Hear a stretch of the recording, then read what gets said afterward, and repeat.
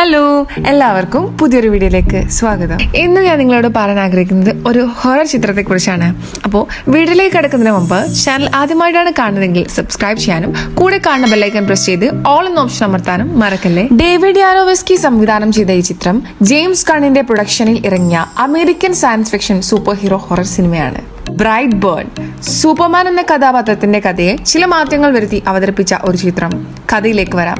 വർഷങ്ങളായി മക്കളില്ലാതെ കഴിയുന്ന കൈൽ ഡോയ് ദമ്പതികൾക്ക് യാദൃശ്ചികമായി ഒരു അന്യഗ്രഹ പേടകത്തിനുള്ളിൽ നിന്നും കിട്ടിയ കുഞ്ഞിനെ എടുത്തു വളർത്തുകയും സ്വന്തം മകനെ പോലെ അവർ വളർത്തിയ ആ കുഞ്ഞിനെ ബ്രാൻഡൻ ബ്രെയർ എന്ന പേരിടുകയും ചെയ്യുന്നു. വർഷങ്ങൾ കടന്നുപോവെ ബ്രാൻഡൻ അവന്റെ ഉള്ളിൽ കിടക്കുന്ന അമാനുഷിക ശക്തികൾ അവൻ തിരിച്ചറിയുകയും ശേഷം നടക്കുന്ന കാര്യങ്ങളിലൂടെയുമാണ് ചിത്രം മുന്നോട്ട് പോകുന്നത്. സൂപ്പർമാനെ പോലെ ഒരു കഥാപാത്രം തന്റെ ശക്തികൾ ദുരുപയോഗം ചെയ്ത് എല്ലാം നശിപ്പിക്കാൻ ശ്രമിച്ചാൽ എന്തായിരിക്കും അവസ്ഥ എന്നാണ് ചിത്രത്തിൽ പ്രധാനമായും കാണിച്ചു വെച്ചത്.